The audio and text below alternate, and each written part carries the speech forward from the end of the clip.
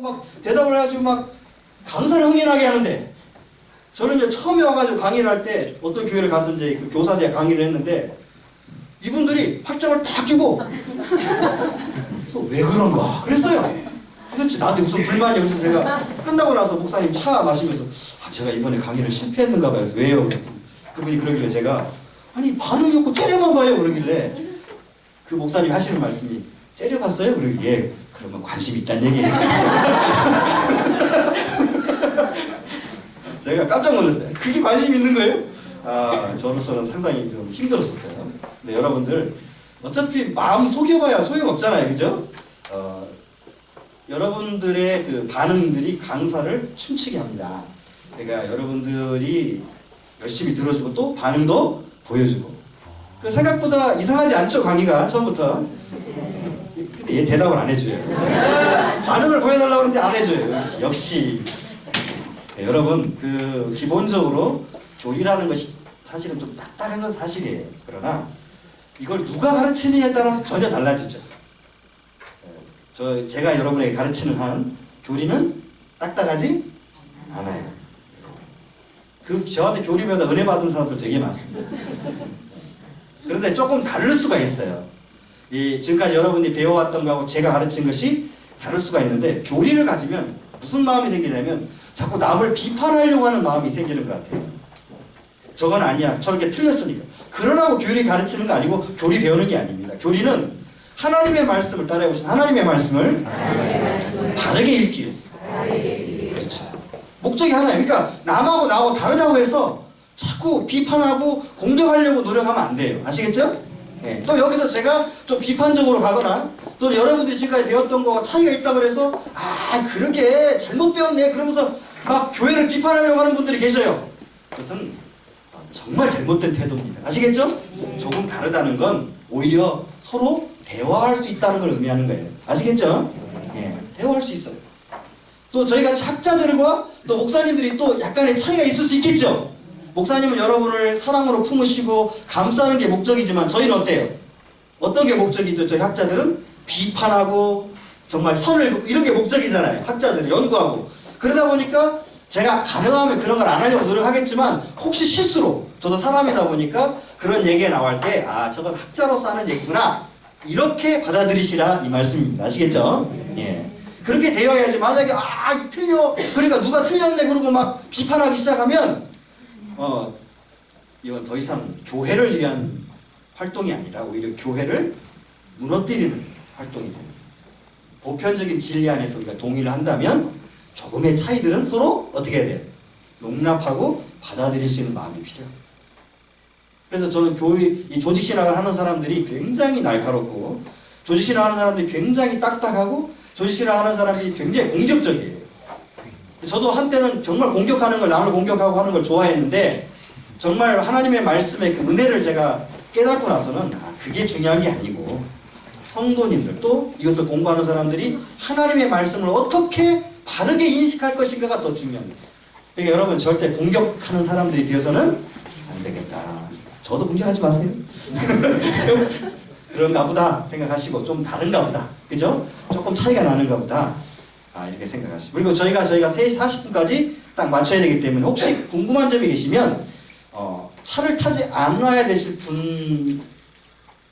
분들도 계시지만 차를 꼭 타셔야 될 분도 계시잖아요. 40분까지 마치고 혹시 궁금한 점이 계시면 그 끝나고 저에게 개인적으로 좀 찾아와서 질문을 해주시면 감사하겠습니다. 해주실 수 있으시죠? 네. 이렇게 몇 가지 사항이 있고, 오늘 이렇게 여러분들을 돕기 위해서 먼저 저 뒤에서 우리 책을 파신 우리 집사님 한번 박수로 한번 수고하셨습니다. 그다음에 풀속으로 좀 수고해 주신 우리 집사님. 그다음에 어디 카메라 맡으신 우리 집사님 어디가? 저기 좀 박수로. 저기 출판으로 또 수고해 주신 우리 집사님. 이렇게 해서 저희가 이제 혼연일체가 돼서요. 한 학기 동안 석 달이지만 이렇게 하고, 이거는 이 교재는 1년 교재입니다. 그러니까 제가 천천히 여러분들과 함께 풀어갈 거고요. 내년도 교재를 위해서는 또 이제 지금 작성을 만들고 있어요. 이미 내용은 다 돼 있는데 이렇게 교재로 만들어야 될 과정이 좀 필요하긴 한데, 이 목사님이 처음부터 저에게 담임 목사님께서 2년 과정으로 생각을 하시고 교재를 진행해 주십시오 했기 때문에 이것이 한 학기용이 아니고 여러분들이 두 학기 방학 끝나고 다시 가을에 시작할 때 이 책을 그냥 가지고 오시면 됩니다. 그래서 이번 학기에는 삼일체 하나님까지 거기 보면 이제 목차에 보면 하나님하고 삼일체 하나님이 나올 거예요. 삼일체 하나님까지만 저희가 여러분이 배우고요. 2학기 때 인간론까지 배우게 되고 그 다음 내년도에는 기독론부터 해가지고 또 뒷부분 이제 구원론과 종말론, 교회론을 이렇게 배우게 될 겁니다. 그러니까 이건 조직신학적 체계론은 똑같아요. 단지 여러분들을 위해서 제가 교회에서 성도님들을 가르치다 보니까 기본적으로 일반적으로 갖고 있는 신학책으로는 좀 여러분들이 가르치기 어려운 문제들을 제가 인식을 하고 제가 정업성곽교회에 있어서도 교리반 그때 웨스트민스터 신앙고백서를 가르쳤거든요. 또 영도교회에서도 이제 교육부 디렉터를 또 하면서 이렇게 성도님들과 저희 반 고등부 교사들과 성경 공부를 하면서 제가 이게 보통 일반적으로 나와 있는 시중의 교재 가지고는 우리 성도님들께 접근하기가 무척 어렵겠구나라는 생각을 해서 제가 글을 쓰고 제가 이렇게 편집을 해가지고 우리 성도님들께 처음으로 이제 소개를 하는 책입니다. 그러니까 여러분들이 여기에 좀 오타도 나름대로 있을 수 있고요. 조금 실수하는 부분도 있을 수 있을 겁니다. 여러분이 1번이니까 또 이것이 이제 또 출판으로 돼서 책으로도 사실은 나오게 하려고 지금 출판사가 이미 이 출판사에서 해준 거예요.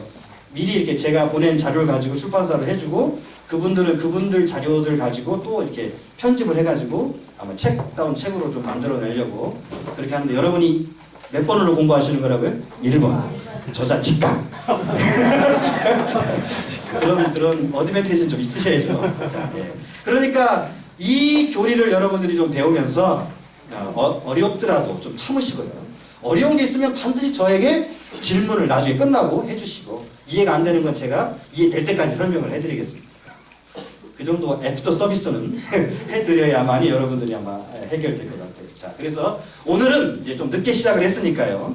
교리란 무엇인가라는 주제를 가지고 시작하면서 교리에 대한 문제를 조금 더 설명을 하면서 여러분들의 책에 나와 있는 대로 좀 교재를 가려고 합니다. 근데 그 전에 조금 여러분들이 들어야 될 게 있겠죠. 책에는 뭐 성경 구절, 몇 구절 이렇게 쓰는 걸로 간략하게 설명이 되어 있지만 교리라고 하는 기본적인 테마를 우리가 팀을 이야기할 때 가장 중심적으로 설명해야 될 게 뭐냐면 그림, 여러분 갖고 있는 첫 번째 그림 있으시죠? 이 그림을 여러분이 한번 자세히 봐주세요. 여러분 흑백이 원래 이게 칼라로 되어 있는데 이게 오늘 좀 아끼려다 보니까 여러분들을 위해서 싸게 좀 하다 보니까 흑백으로 프린트가 됐네요. 원래 칼라로 되어 있는데 자 여기 보면 앞에가 뭐가 되어 있어요? 성경이라고 되어 있죠? 그 다음에 뒤에가 성도라고 되어 있습니다. 가운데는 뭐로 되어 있죠? 그 밑에는 뭐가 되어 있어요? 교리. 한번 읽어봅시다. 시작.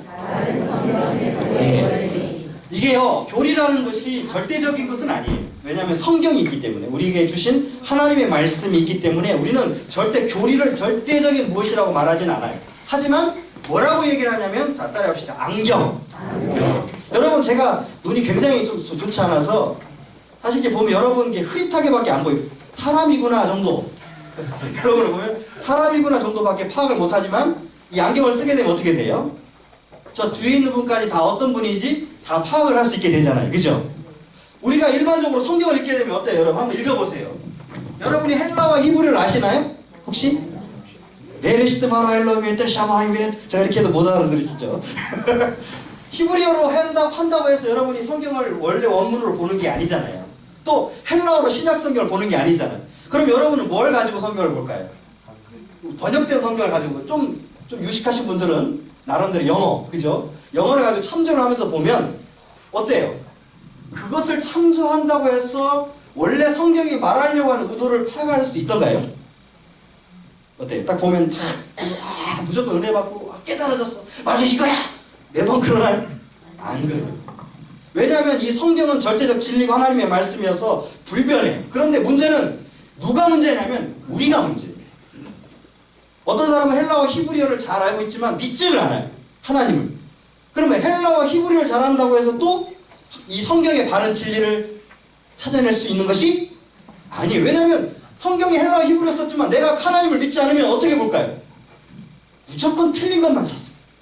한 번은 저희 아버님이 이제 은퇴를 하셔가지고 이제 컴퓨터로 성경을 막 치시는데 저한테 제가 가면 가끔 그런 얘기를 하죠. 야, 내가 성경을 읽었더니 좀 틀린 게 많더라. 그래서 제가 장난삼아 아버지 구원받으시려면 믿으셔야 돼요. 장로님, 은퇴한 장로님이신데 가끔 제가 농담으로 그런 얘기를 하거든요. 근데 왜 틀리게 보이냐면 사실은 인간의 눈으로 볼 때는 분명히 다르잖아요. 그죠? 근데 믿음의 눈으로 보게 되면 이것이 전혀 다르지 않거든요. 저도 공부할 만큼 했지만 신학에 대해서는요. 성경을 보면서 한 번도 다르다고 느껴본 적은 없어요. 그럼 왜 다르다는 것 사실과 이것을 해결하지 못하는 이 사이에 괴리감이 발생하느냐? 이거는 단순해요. 하나님의 말씀으로 믿으면 문제가 전혀 생기지 않습니다. 그런데 하나님의 말씀으로 믿지 않으면 어떻게 문제가 생겨요? 다르다고 생각해요. 왜 그러냐면요. 자, 인간은 무한할까요? 유한할까요? 그러면 내가 보는 것이 절대적 결과입니까? 아닙니까? 우리는 간혹 이렇게 트리가트라는 거 보시잖아요. 그림을 찍으면 막 이렇게 손을 잡고 있으면 그 사진을 찍으면 진짜 손 잡고 있는 것처럼 모양이 보여요. 사실은 손 잡고 있어요? 안 잡고 있어요? 그리고 여러분 이렇게 막대기를 쭉 세워가지고 보면 마치 척이는 길이 되게 좁아 보이죠. 근데 여기는 커 보이잖아요. 근데 사실은 같아요? 틀려요? 같은 경우가 많죠. 또 짝대기가 같은 길이를 놓고 어떻게 놓느냐에 따라서 짝대기가 길게 보이기도 하고 작게 보이기도 하고. 왜 그럴까요? 네, 우리의 눈이 착시현상을 가리켜요. 다시 말하면 우리가 보고 우리가 생각하고 판단하는 것들이 무한하다는 겁니까? 유한하다는 겁니까? 네, 유한하다. 절대적일 수 없다는 거예요. 그런데 우리는 어떻게 생각하냐면 내가 경험했으니까 이게 맞아. 내가 알고 있으니까 이게 맞아. 그래서 제가 한번 수학자에게 어떤 분에게 물어본 적이 있어요. 1 더하기 1이 진짜 1입니까? 그랬더니 이분이 비시시 웃으면서 저한테 하는 얘기가 뭐라고 그랬겠어요? 이 수학자들 상황에 따라 다르죠. 수학적으로는 1 더하기 1은 2예요. 그러나 물리학적으로는 어떨까요? 물방울 하나와 물방울 하나가 만나면 하나밖에 안 되는 거죠. 상대적이죠. 그리고 불확실합니다. 우리가 지금 보이는 세계만 보여요? 여러분, 그죠? 우리가 보는 세계만 보이잖아요. 사실 우리가 에볼라 바이러스를 눈에 볼 수 있다면 피할 수 있을까요? 없을까요? 사스 막 이런 거 피할 수 있어요? 없어요? 있겠는데 사실은 보여요? 안 보이니까 쉴 때 어디로 들어와요? 제 몸으로 들어와 버리는 거죠. 사실은 보였으면 이렇게 하면서 그죠? 그 피해서 그 바이러스를 피하면 되는데 우리의 눈도 가시거리가 한계가 있고 우리의 생각도 지식에 한계가 있고 우리의 판단도 부정확하다 보니까 우리가 그런 것들을 정확하게 판단하며 살아갈 수가 없어요. 인생도 마찬가지예요. 우리 인생을 많이 사신 우리 장로님들부터 우리 젊으신 분은 안 보이십니다. 젊으신 분도 생각 판단해 보면 연세가 드시고 많은 경험을 했어도 막상 어떤 문제가 닥치면 그것을 판단해내기가 쉽습니까? 쉽지 않습니까? 어려워요. 왜냐하면 우리 인간의 유한성 때문에 그래요. 그러니까 성경은 절대적인 거 맞아요. 성경. 절대 이것은 한 점도 틀린 거 없습니다. 그런데 문제는 이거를 바라보는 사람에 의해서 문제가 생기는 거죠. 이게 왜 이렇게 다릅니까? 사실은 다르지 않은데 우리가 그렇게 지금 보고 있는 거죠. 여러분 아까 앞에서 얘기했던 것처럼 줄, 선 이렇게 막대기 딱 해서 보면 어떤 것은 작게 보이고 어떤 것은 길게 보인단 말이에요. 그래서 한 번은 누가 와서 자 어떤 게 길까요? 라고 맞춰보라고 하길래 제가 이게 긴다고 딱 집었더니 그분이 그걸 딱 대주는데 똑같더라고요. 이미 그 이상 나는 선입견과 내 자신의 판단을 가지고 사물과 대상을 바라보고 있기 때문에 그잖아요. 그렇기 때문에 그것을 어떻게 봤어요? 이것이 이것보다 더 길다고 봤는데 사실은 길어요? 같아요? 같은 거예요. 우리가 이런 착각들을 굉장히 많이 하게 됩니다. 살면서. 신앙생활 할 때도 마찬가지예요. 신앙생활 할 때도 이게 더 좋아 보여 하고 탁 했는데 나중에 보면 뭐가 더 좋아요? 안 고른 게 더 좋죠. 근데 그것도 착각. 네. 여러분 잘 아시죠? 남의 떡이 더 커 보여요. 사람은 그렇게 유한하고 연약한 존재가 돼서 그것을 성경을 바라볼 때 그것이 정확하게 우리들에게 인식되거나 완벽하게 우리들에게 인식되는 게 아니라 우리가 따라해보세요. 보고 싶은 대로. 네. 보고 싶은 대로 보여요. 그래서 안경. 예전에 여러분 나이 좀 되면 고교얄개라는 거 아시잖아요. 고교얄개. 기억나시죠? 그 이상 되시는 분도 계시지만 40, 50대 되시면 고교얄개라는 걸 아셔요. 근데 고교얄개의 누구죠? 그 주인공이 남자? 이성현인가요? 그 친구가 굉장히 말썽꾸러기잖아요. 그래서 하루는 친구 눈에다가 잠을 자고 있는 친구 눈에다가 그 매직으로 빨간색으로 이렇게 안경에다 칠하죠. 그래가지고 뭐라고 그랬어요? 불이야! 그러니까 그 친구가 안경을 딱 끼니까 어때요? 이제 사방이 전부 빨간 거예요. 막 정신없이 막 하다가 이제 꼬꾸라지죠. 근데 그 다음날 이 친구가 안 나와요. 그러니까 이 주인공이 자기 때문에 그런 줄 알고 이제 찾아가다가 이 친구의 가난한 환경을 이제 보게 되고 도와주는 그런 고교얄개라는 그런 영화가 있었어요. 그런데 그런 영화를 볼 때 어때요? 내가 지금 어떤 안경을 꼈느냐에 따라서 그죠?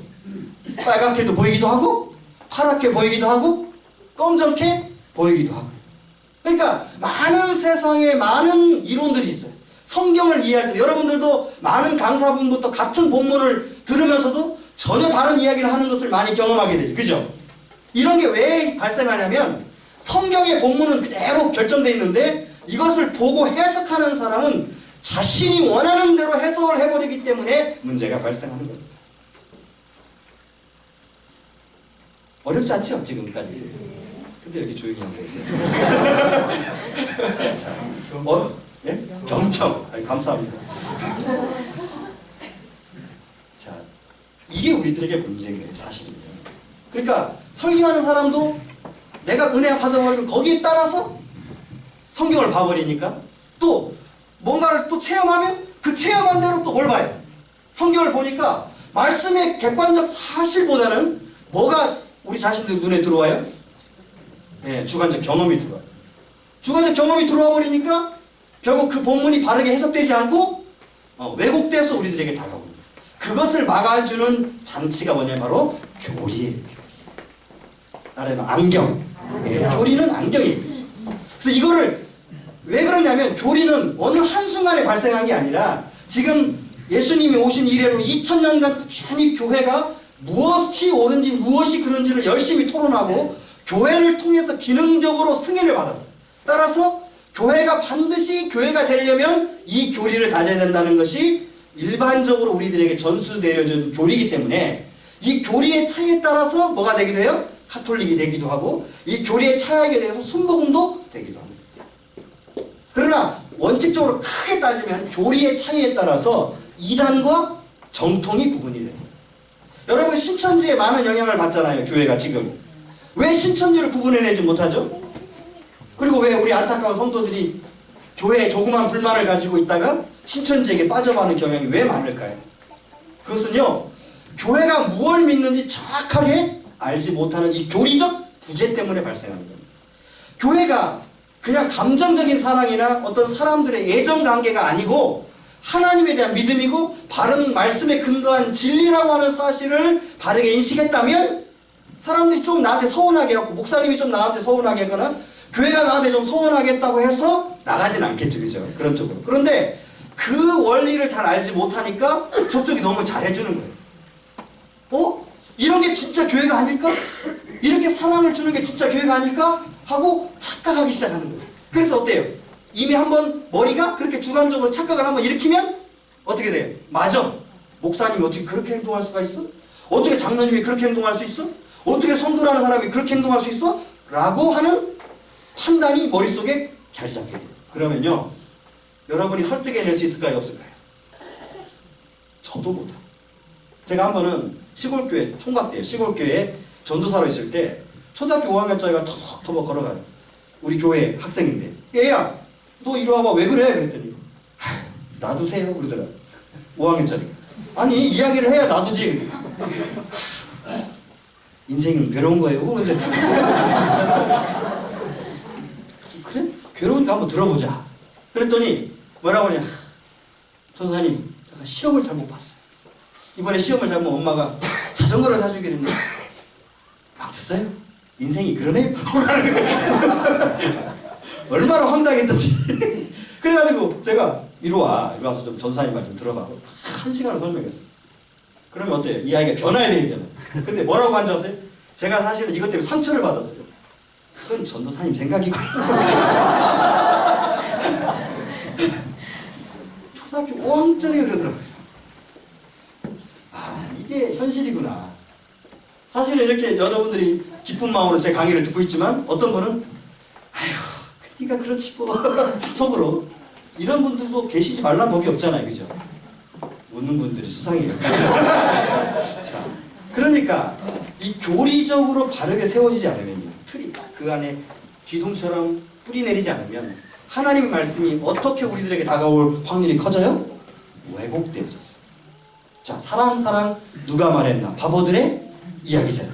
그러면 우리가 성경을 읽을 때 사랑이라는 얘기가 얼마나 많이 나옵니다. 하나님의 사랑, 그죠? 그런데 여러분들이 사랑을 얘기할 때 주로 무슨 감정을 가지고 얘기해요? 부모님의 자식에 대한 사랑? 그 정도요? 아니면 형제들 간의 사랑? 아니면 우정? 아니면 남녀 간의 사랑이요? 수 없는 사랑의 그런 개념이 있어요. 그런데 우리가 성경을 볼 때는 어떻게 보게 되겠어요, 여러분? 한번 생각해 보세요. 정말 객관적으로 내가 성경이 말하는 하나님의 사랑이라는 걸 가지고 볼 수 있을까요? 아니면 내가 경험한 어떤 사랑이라는 눈을 가지고 보게 될까요? 어떨까요? 그래서 루터는요, 마틴 루터 아시죠? 종교개혁자 마틴 루터는 성경의 아버지를 가지고 하나님의 사랑이라고 하니까 이해를 못했어요. 왜냐하면 어렸을 때 두들겨 맞은 경험이거든요. 저도 안 하려고 하는데 이게 손이 가네요, 이상하게. 자식들이. 근데 두들겨 맞은 기억이 있다 보니까 하나님 아버지의 사랑 그러니까 뭐지? 왜 아버지가 사랑이지? 이렇게 외쳤다고 해요. 그러니까 여러분 중에 혹시 아버지한테 핍박을 막 어렸을 때 정말 막 힘들게 또 두들겨 맞거나 아니면 막 내침을 당한 경험이 있는 사람, 상처가 있는 사람들은 어때요? 아버지를 보면 무슨 생각이 들 것 같아요? 똑같은 기억 속에. 그러니까 성경을 읽으니까 아버지가 사랑이래. I don't understand. 이해를 못하겠다고. 얼마 전에 그 박윤선 박사님 따님이, 주석을 쓴 박윤선 박사님 따님이 책을 썼어요. 목사의 딸이라고. 사실 그게 그런 기억이에요. 자기 아버지에 대한 안 좋은 기억들이 다 있겠죠. 그런데 이것이 어때요? 너무 충격이 크고 상처가 크니까 어떻게 돼요? 그것이 고착화돼 버리고 따라서 그것에 의해서 아버지를 바라볼 수밖에 없는 현실 속에 나타나. 그런데 저는 처음에는 아버지에 대한 불만을 갖고 있었어요. 근데 나이가 먹으면 제가 아들을 둘을 키우고 이제 막내 딸을 하나 주셨는데 아들 둘을 지금 키우고 이제 초등학교 6학년, 3학년이니까 이제 심각한 문제죠, 이제 아이들이. 아까 그 친구 키우다 보니까 느끼는 거예요. 아, 우리 아버지가 나 때문에 고생을 참 많이 하셨겠구나. 이런 마음이 들면서 아, 이런 것이 아버지의 사랑이구나라는 걸 느꼈는데 이것도요, 사실은 감정적인 거잖아요. 감정적. 그럼 하나님이 우리를 사랑하신다고 할 때는 뭘까요? 혹시 누가 말씀해 보실 분 계세요? 성경에서 하나님이 우리를 사랑하신다는 개념이 뭘까? 그러면 우리가 여러분들처럼 사실은요, 많은 성도님들이 입을 꽉 다물어요. 왜? 한 번도 들어본 적이 없어요. 글쎄, 아버지의 사랑. 그것도 탕자 있잖아요. 탕자 보니까 아버지가 따더라고. 이게 심파극이 돼버립니다. 근데요, 그 렘브란트라고 하는 화가가 그 그림을 그렸거든요. 그 그림을 그려서 어떻게 그렸냐면 아들을 안고 아버지가 울고 있는 게 아니라 뭐 하고 있어요? 눈을 감고 있습니다. 이게 무엇을 말하는 거냐면 사실은 그 탕자의 이야기 속에 가장 중요한 핵심 거는 아버지의 감정적인 영접이 아니라 아버지가 이 아들을 용서하신다는 거예요. 왜냐하면 유대인의 법상 살아있는 아버지의 재산을 가져가는 건요, 불법이에요. 살아있는 아버지의 재산을 상속받을 수가 없어요. 그런데 이 아들은 어떻게 했어요? 어거지를 써가지고 아버지 거를 가져갔잖아요. 그럼에도 불구하고 아버지가 어떻게 했어요? 그 아들을 안아줬어요. 아들은 뭐라고 하고 왔냐면 내가 당신의 종처럼 살기를 원합니다 하고 왔어요. 근데 아버지는 네가 어떻게 내 종이 되냐 아들아 하고 품어줬다. 다시 말하면 이 탕자 교리가 우리에게 보여주고 있는 중요한 핵심은 아버지의 용서거든요. 용서인데 이것이 어느 순간 뭘로 가버리냐면 심파로 가는 거예요.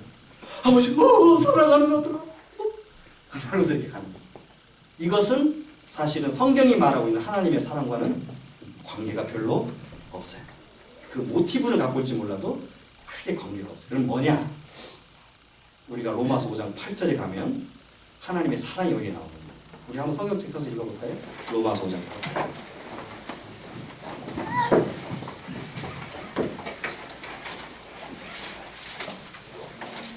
나오는 구절이지만 자, 찾으셨죠? 로마서 5장 8절 시작.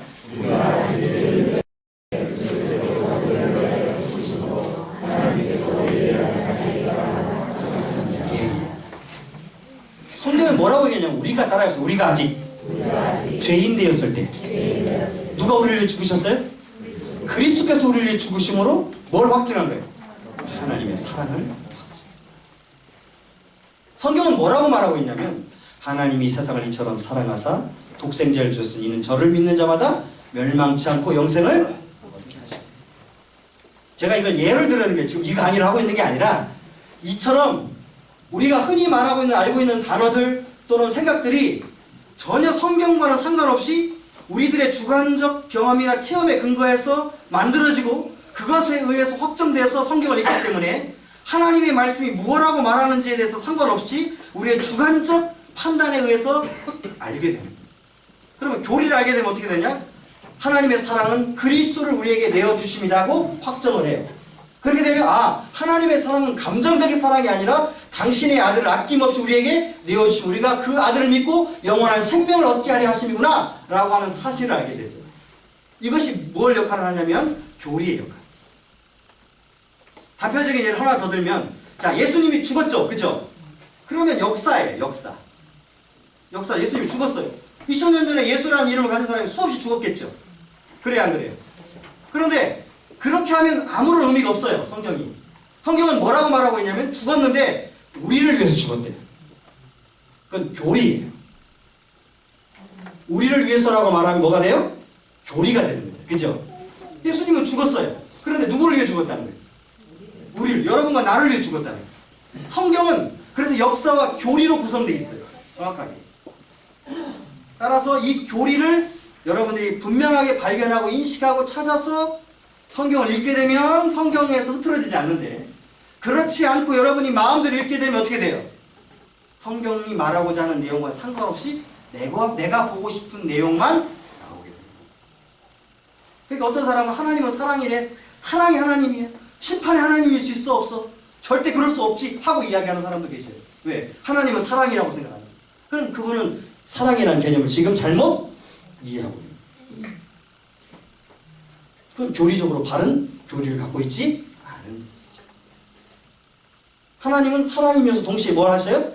공의 하나님이시니까 심판. 그 공의와 사랑이 같이 계신다는 걸 증명해내는 작업이 뭐냐? 바로 교리자. 성경에는 뭐라고 되어 있냐면 하나님이 사랑의 하나님이라고도 되어 있고 뭐라고 되어 있어요? 공의의 하나님이라고 되어 있어요. 그럼 이것이 마찰을 일으키느냐? 그게 아니라 이 완전한 하나님의 속성으로서 하나님은 사랑이시기면 동시에 공의. 그래서 우리가 죄를 지었기 때문에 우리 죄에 대한 분명한 형벌을 가하셔야 돼요. 그런데 그 형벌을 누가 받으신 거예요? 예수 그리스도께서 우리를 위하여 대신 받으신다. 이걸 대속의 교리를. 이걸 알아야, 이런 걸 알아야 여러분들이 성경을 흐트러짐 없이. 여러분 말을 이렇게 보면 말에 이렇게 뭘 씌우잖아요. 그죠? 왜 씌울까요? 엮는지 보지 말라. 교리는 그와 같은 작용을 하는 거예요. 교리는요, 다른 기능이 아니라 염론을 딱 세워가지고 절대 그것 외에, 기독교가 기독교 되는 그 방식 외에 다른 것으로 성경을 보지 않도록 해주는 안경과 같은 것이고, 그런 말을 통제하는 이름을 모르겠는데, 그걸 씌운다고 하죠. 씌우는 것 외에는 다른 기능을 하지 않습니다. 그렇기 때문에 교리는 언제나 성경을 근거로 해서요. 여러분 그림에 보듯이 뭐가 앞에 나와 있는데 제일 먼저 성경. 우리가 연구하는 거는요, 다른 데서 갖고 오는 어떤 논리가 아니에요. 오직 무엇을 연구하면서 나오는 교리예요? 성경에 있는 교리들을 우리는 연구하는 성경이에요. 그러니까 당연히 여러분들 교리책 있지만 뭘 반드시 갖고 오셔야 돼요? 성경이겠죠. 그리고 집에 가셔서는 숙제는 없지만 뭔 해보셔야 돼? 성경이 기록하는 것들을 한번 여러분들이 기록해 보시는 거예요. 그 정도는 해주실 수 있으시죠? 네. 자, 그래서 우리가 여러분들이 이제 시간이 오늘은 이제 20분 남았으니까 처음 다시 시작을 해보는데, 사도행전 20장 32절 여기 책자에 있어요. 책자 여러분 책자에 있으니까 그 성경책 안 펴셔도 되는데 같이 한번 읽도록 해보겠습니다. 자, 생각보다 이상하지 않죠? 생각보다 재밌죠? 감사의 차이입니다. 자, 읽겠습니다. 시작. 성경과 여러분을 주와 그 은혜의 말씀에 따라하니 그 말씀이 여러분이 견디로서 그분의 말씀을 그 모든 자 가운데 기억이 있게 하시리라. 자, 보세요. 지금 내가 여러분을 주와 및 그의 은혜의 말씀에 부탁한 은혜의 말씀에 부탁해요. 근데 은혜의 말씀을 읽으려고 하는데 읽을 수가 없잖아요. 그냥. 따라서 그 말씀을 바르게 읽도록 하는 하나의 기능들을 교회 선생들과 교회가 정한다는 게 아니라 그것들을 기능적으로, 그러니까 뭐냐면 교회 밖에서 절에서 어떤 사람이 중스님, 보통 이런 얘기가 있죠. 어떤 목사님하고 스님하고 대화를 하는데 이 목사님이 굉장히 기분이 나쁘셨어요.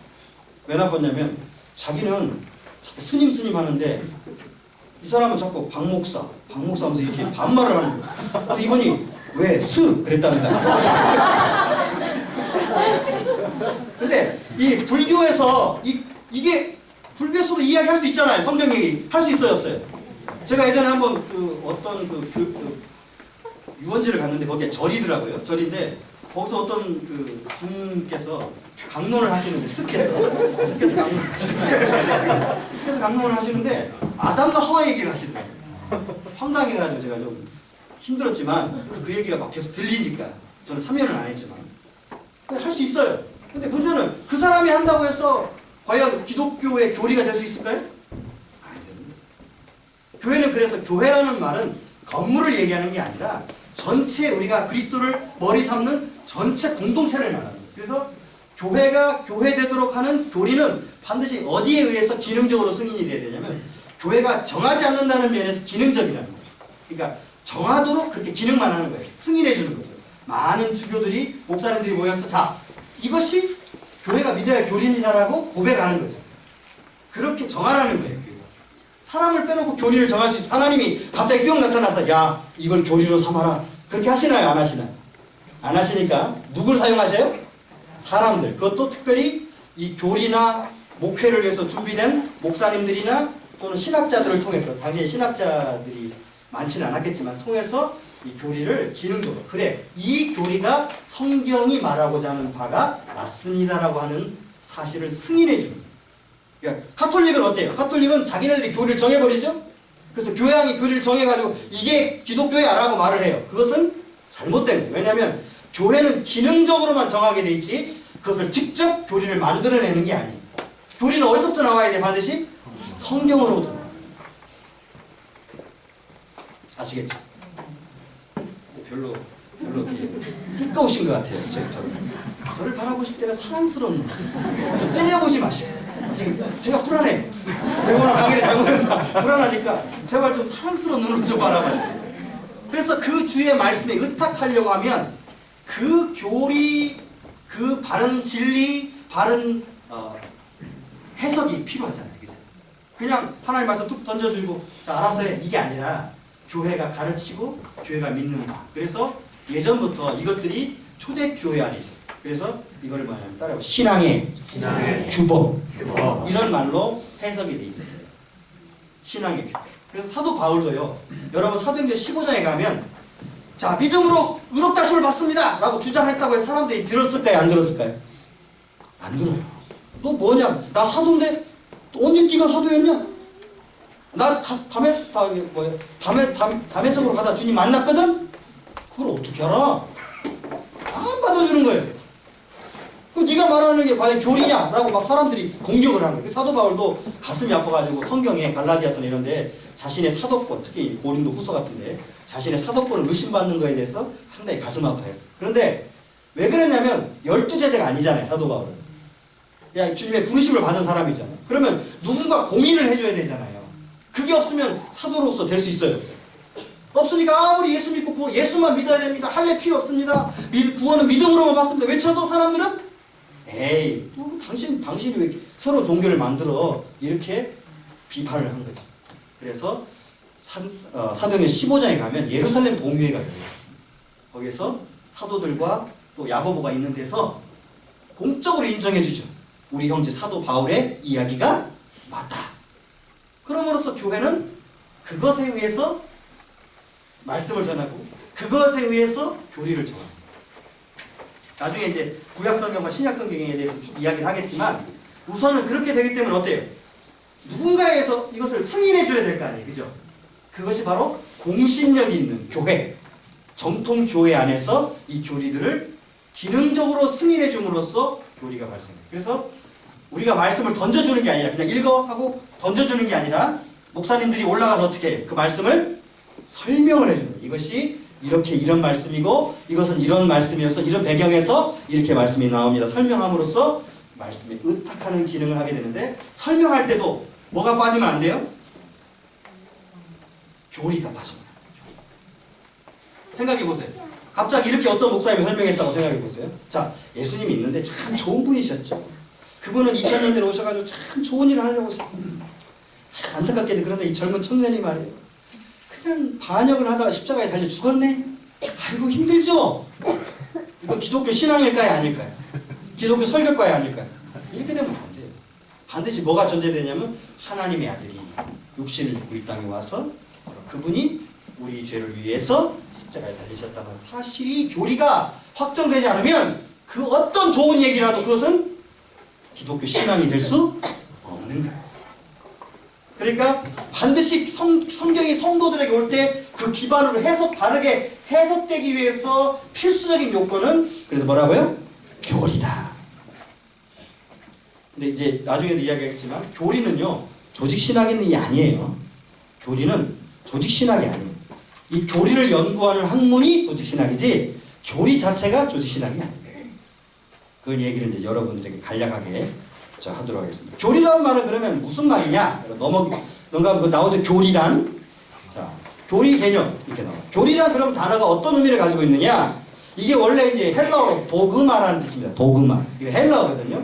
헬라어로 도그마라는 뜻인데 교리라는 말이 이게 이제 성경에 몇 번 나와요. 그런데 이것은 신학적 의미에서의 교리보다는 상당히 어떤 시대적 의미에서 교리라는 단어로 쓰여 있고 이런 단어들을 가져와서 나중에 교리라고 하는 개념을 형성해내요. 그러니까 성경 자체가 교리를 막 확정지은 단어가 있다. 그런 건 아니지만 충분히 교리가 무엇인지에 대해서 우리에게 제공해주는 성경 구절들이 있는데 그 첫 번째가 뭐냐면 누가복음 2장 1절 우리 한번 펴볼게요. 오늘은 여러분이 해오지 않았으니까 제가 여러분들과 함께 하겠습니다.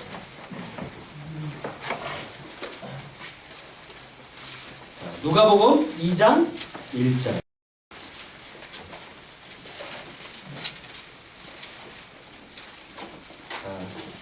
찾으셨어요?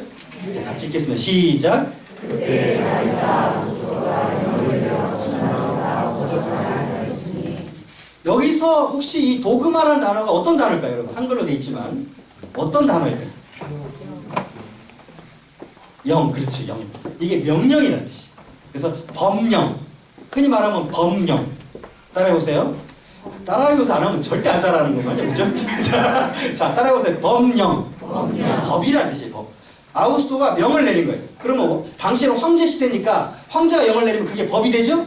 따라서 아우구스토가 영을 내렸어요. 그 영을 할 때 뭐라고 썼냐면 도그마라고 썼어요. 헬라어에. 그런 의미, 즉 여기서 유추해낼 수 있는 첫 번째 것은 도그마는 법령이다. 즉 말씀, 하나님의 말씀의 법이다 라는 말을 가져올 수 있는 거예요. 자, 두 번째 에베소서 2장 15절 그 다음에 골로새서 2장 8절. 자, 이쪽은 에베소서 2장 15절을 찾으시고요. 이쪽 가운데 이쪽 분들은 골로새서 2장 8절을 한번 찾아보세요. 여기는 에베소서 2장 15절. 그 다음에 골로새서 2장 8절. 골로새서와 에베소서는요 굉장히 유사점이 많고 공통점이 많아요. 그래서 에베소서에 대한 저작권이 많이 의심되기도 했었어요, 사실. 그러나 저는 사도 바울이를 확실히 믿습니다. 자, 찾으셨어요? 에베소서 2장 15절부터 읽겠습니다. 시작.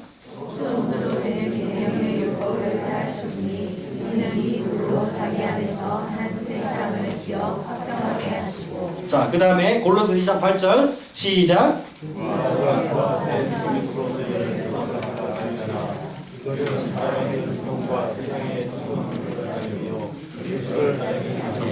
이게 이제 그 근처 얘기를 한 건데요. 사실 핵심적인 내용은 그 이짝 저짝을 가보셔야 되는데 제가 왜 이 구절 얘기를 했냐면 거기에 보면 세 가지 단어가 나와요. 헬라어로. 하나는 노모스라는 단어가 나와요. 하나는 엔톨레라는 단어가 나오고 하나는 도그마라는 단어가 나와요. 그러니까 뭘 폐기했냐면 이 노모스들, 율법들. 그 다음에 그것이 율법이 어떤 것들이 율법이냐면 엔톨레들의 율법이에요. 그것들이 어디 안에 있었냐면 도그마들 안에 있던 거예요.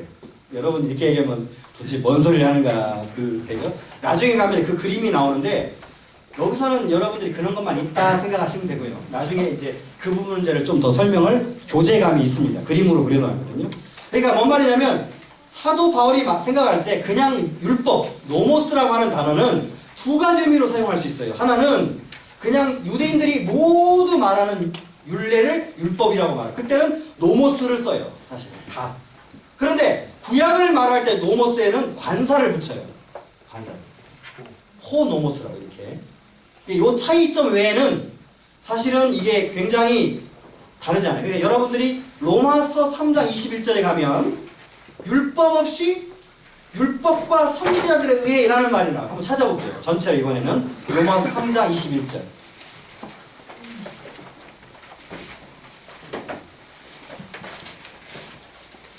이 반은요, 여기 교리를 가르치긴 하지만 성경을 많이 찾으셔야 돼요.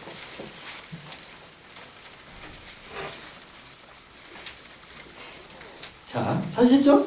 읽겠습니다. 시작.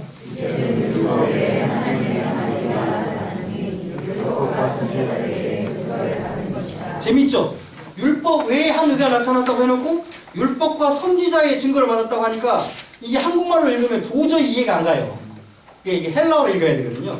그 앞에 나오는 율법은 관사가 없는 율법이에요. 그러니까 일반적으로 사람들이 율법이라고 부르는 유대인들의 관습도 있고 장로들의 유전도 있잖아요. 그죠? 그럴 때 말할 때는 그냥 노모스라고 말해요. 그리고 뒤에 나오는 거는 관사를 붙여요. 그래서 피페르투 노무 카이 프로페톤 이렇게 나오거든요. 톤 프로페톤. 율법과 선지자라고 말할 때는 이 두 가지 용례를 합쳐서 뭐라고 말하면 일반적으로 구약 성경이라고. 그러니까 율법과 선지자. 이걸 무슨 의미라고 얘기해요? 구약이에요. 그러니까 여기서 말할 때는 관사를 붙였어요. 왜 붙였냐면 일반적으로 말하는 율법이 아니라 성경이다 이렇게 말할 거예요. 그러니까 자 우리가 아까 말했지만 도그마라고 할 때 이 도그마들 안에는 계명들이 있어요. 이 계명들을 해석하는 뭐가 있냐면 율법들이 있어요. 율례들. 이거는 사실은 성경이 아니라 뭐냐면 장로들의 손으로 쓴 유전들이. 그러니까 유대인들은 어떻게 하냐면 시간이 없어서 이제 이 얘기만 하고 우리가 오늘 마쳐야 되는데 자 유대인들은 지금도 가면요 유대인 저는 안 가봐서 모르는데 들었어요 제가 안 가본 걸 갔다고 말할 수는 없잖아요 그죠? 들었는데 유대인들은 지금도 어떻게 하냐면 몇 천보 이상 못 걸어요. 그리고 스위치는 올릴 수 있는데 뭘 못해요? 내리지는 못해요. 그러니까 하루는 임산부가 바로 그날 안식일 날 출산을 하게 되는데 이거 어떻게 해요? 병원을 못 가잖아요. 그러니까 어떻게 하냐면 이 사람들이 율법을 활용해요. 자기만 안 하면 되잖아요. 저쪽에 옆집에 이방인 있으면 그 사람을 불러요. 그래가지고 앰뷸런스를 불러달라고 하고 문을 열어달라고 하고 그리고 간대요. 어디 놀러 갔는데 만약에 집에 불을 꺼야 되는데 안 껐다. 그럼 자기가 못 끄잖아요. 안식일은. 그럼 누구한테 꺼달라고 부탁을 해요? 네. 옆집 사람에게 부탁을 해서 꺼달라고 한다. 이런 거. 사실 1000보 이상 못 가면 되겠습니까? 그럼 우리는 다 어떻게 돼요, 지금? 우리는 전부 다 지금 율법을 어긴 아주 저기죠. 사실 율법 하나하나 따지면 안식일을 거룩히 지키라 했는데 지켜요, 안 지켜요? 여러분 양심에 손을 얹고 다 이렇게 지키고 있어요, 안 지키고 있어요? 안 지키고 있죠, 사실은. 우리는 유대인들이 아니니까. 우리는 정확히 이 유대인들처럼 안식일을 지키는 게 아니라 주의 부활하신 날을 기념하고 그 날을 주님의 날로서 거룩하게 지키는 거지 유대인들의 그 장로들의 유전을 따라서 지키는 게 아니거든요. 그러니까 지금은 좀 손님 와서 돈을 써도 어때요? 돌로 안 맞죠, 그죠? 만약 여러분들 유대인이었으면 어떻게 될 것 같아요? 돌로? 맞아야죠. 근데 우리는 유대인이 아니에요, 사실. 감사하죠. 유대인들은 내가 유대인으로 태어난 걸 감사하게 여기지만 우리는 거꾸로 유대인으로 태어나지 않은 것을 감사하게 여길 수도 있는 거죠. 그런 게 뭐냐면 바로 다 이게 노모스라는 거예요. 율례들, 장로들의 유전들 손으로 쓴 거, 그죠? 손으로 쓴 거. 그러니까 하나님이 주신 게 아니라 사람에 의해서 이것을 해석해낸 것을 의미하는 거예요. 그러니까 도그마는 그런 게 아니라 도그마는 바로 성경이 말하는 그 자체의 진리의 의미를 우리들에게 제공해 주는 것을 의미하는 것이죠. 성경에는 아까 교리가 있다고 그랬죠? 여러분? 역사와 교리가 있다고 그랬죠. 자, 하나님이 계셔요. 근데 하나님은 사랑이라고 말하면 그게 뭐예요? 교리예요. 하나님이 계시다? 근데 그 하나님이 공의 하나님이다. 그럼 뭐예요? 그게 교리예요.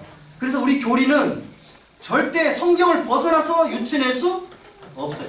물론 용어들을 우리가 성경에 나와 있는 용어들이었기 때문에 그 용어들을 대신 활용해서 사용할 수는 있어요. 그런 용어들이 뭐냐면 삼위일체 같은 거, 본질이라든지 윗격이라든지 나중에 여러분들이 삼위일체를 배우게 될 때 그때는 그런 용어들을 철학에서 빌려오죠. 근데 용어를 빌려온 거지 의미를 가져온 게 아니에요. 무슨 말인지 아시겠죠? 자, 이제 우리가 헤어져야 할 시간이 됐습니다. 그렇기 때문에 금방 지나가죠. 예. 교리는 재밌다, 재미없다? 재밌다. 교리는 재밌는 거예요. 얼마나 흥미진진한지 몰라요, 교리가. 예, 여러분들이 오늘 여기까지 했는데 이게 아마 교리가 한 3주 정도는 배워야 이 교리라는 것이 끝날 겁니다. 그래서 저희가 이제 마지막 할 때까지 어쨌든 3일체를 좀 조정을 해서 만약에 3일체를 다 배울 때까지 이 반을 할 거니까 여러분 그렇게 아시고요. 여러분들이 해올 거는 다른 거 없어요. 출석하는 거. 첫 번째 따라요. 출석하는 거. 두 번째 성경 기록해오는 거. 이 정도야 뭐 하겠지. 자, 우리 기도하고 마치도록 하겠습니다.